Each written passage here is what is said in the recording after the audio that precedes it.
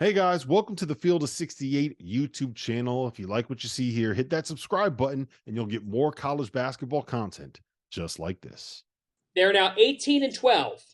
They rolled tonight. They beat DePaul 104-77. They've got Georgetown Saturday, but this is a team now that has won 4 in a row. Can make it 5 in a row and take a 5-game winning streak into the Big East tournament. Fact or fiction? Rick Pitino is going to dance. Yeah, fact. I say fact because, again, you got the Big East tournament at the Garden. Major home court advantage. We know how those Johnny's fans are. Now, again, I wish I was going to the Big East tournament. No way. I'm going to the Big 12. I'm torn on this because the atmosphere at the Big East is like nowhere else. And this year, it'll be incredible because of St. John's. Will have everything on the line. Providence might have everything on the line at that point. You know, you're going to have UConn, and those fans are puffing their chest out, and they think their shit don't. I mean, look at Doster, right? I mean, he's the most annoying human being on the planet right now, and has been for a year and a half. So imagine a bunch of Dosters under one roof like this in New York, heavily sedated, drinking, whatever they are.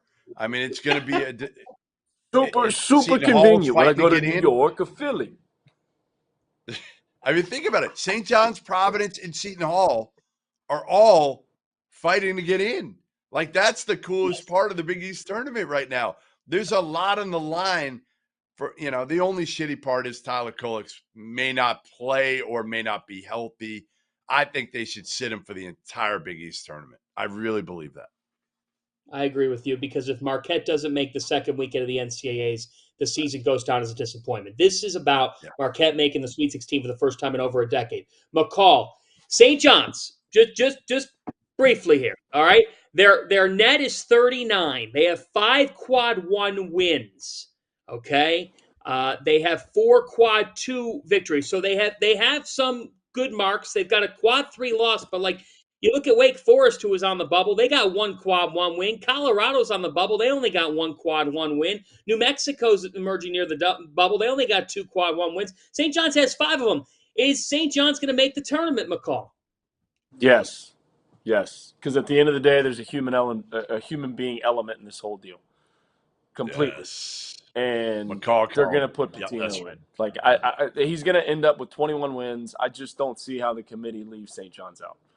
You know, you're looking at 2 losses that are kind of biting them in the back right now, and I look at the Boston College loss as one of them. The Michigan loss wasn't great. I mean, we were all anointing Michigan when they went into the Garden early in the season. We're able to beat them. Those are 2 losses that you're kind of like, man, if they weren't on their resume, they're a lock. But there's a human being element to this deal.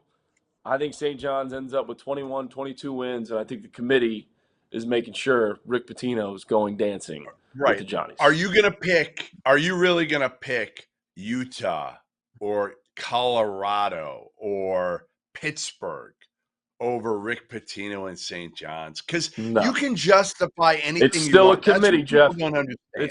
There's people on the committee. It's not a bunch of computers putting these teams in. It's still a committee. Right. I don't see how they're not in. Now, if they lose, you know, this weekend coming up and then they bow out in the first round, but I don't think that's happening. I think they end up with 21 wins, and I think they're in the tournament. Our last 4 in filling the 68 as of last night, St. John's, New Mexico. Yes, the bracketologists have Rick. Okay, what would that do?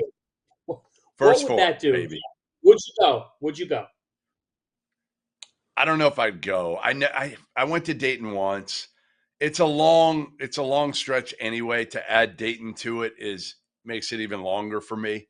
I'm not as young as you, Fanta, anymore. I used to bounce around every day. This time I'm going to Vegas the first weekend, so I have to pace myself. Right, like Dayton before Vegas would not be a good idea. Remember, I'm no spring chicken anymore. I'm gonna need my sleep before I go to Vegas. I love the fact that you're gonna go Vegas, Boston, Phoenix. Like, I mean, talk about frequent flyer miles, Jeff. Zigzagging. I know. Zigzagging across the country. I'm going to the SoCon. Hey, this week I'm going SoCon title game on Monday night, and then I'm going Big 12 from there for probably the entire time. And is the SoCon down in Asheville? It is. Is that great? How good is it? Greatest night of my life, Fanta. Don't tell my wife. Outside of my kids being born, greatest night of my life. Asheville. Thank you for watching the Field of 68. If you've enjoyed what you've seen here, hit that like button, share this link with your friends, or check out the description for some other places that you can consume Field of 68 content.